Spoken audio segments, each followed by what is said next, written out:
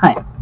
So in this video, I'm just going to talk about organizing. And one of the negative and positive things about Google Apps for education is that it's really can be really disorganized and messy, or it can be really organized. And organizing your files is actually really important because it helps you find documents easier. It helps you know where things are. It makes it much easier to share things with other people and collaborate with them, and it makes your life a lot easier. So organizing is really a key in using Google Apps, and it's something that if you're a student, it's a very important skill to have because in the digital world, there's always going to be thousands and thousands of files that you have to deal with.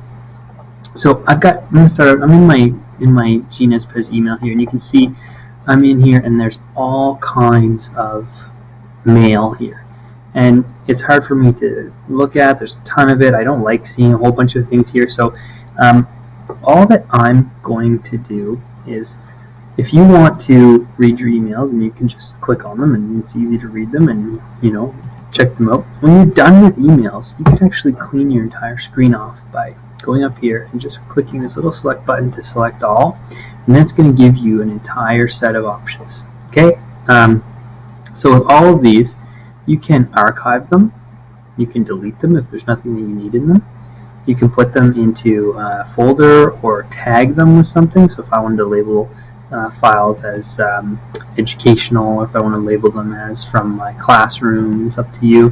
What I always do when I'm done reading emails, though, is I just highlight them all and I click on this button here, which is the archive button. What the archive button does is it just, boom, cleans your inbox right out. And I can tell right away when I log in, I have no new mail. Now, archive doesn't mean it deletes it. It just means that it files it all away. You do have a little bit of time, and you can undo it if you accidentally archive something you don't want to. But I'm just going to archive it here. And when I want to find those mails, I can always search up here in my search bar. So if I want to look for something from a colleague, I can just search it up here at the top, and it'll show me any mail that I have from that person. Okay, or I can also go to the little sidebar here, and you can see you've got your inbox, your starred, your sent mail, anything like that.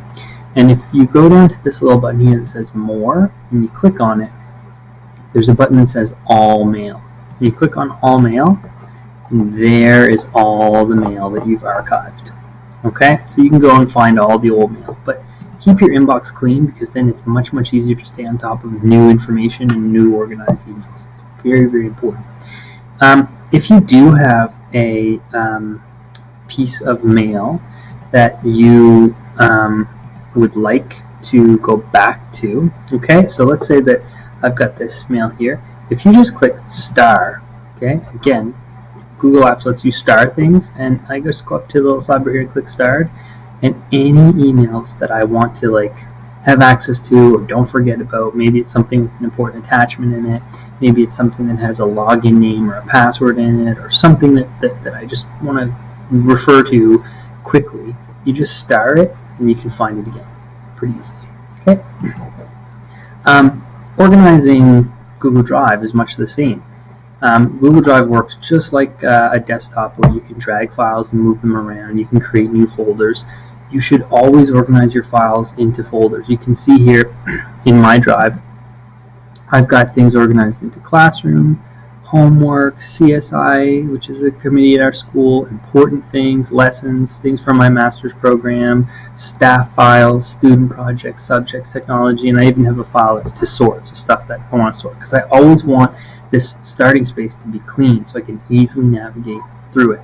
Okay? To make a new folder, you just click the new button, click folder. Okay? Dragging things into folders is as simple as click and drag. So I'm going to go to student projects here. You can see I've got all these documents. Okay?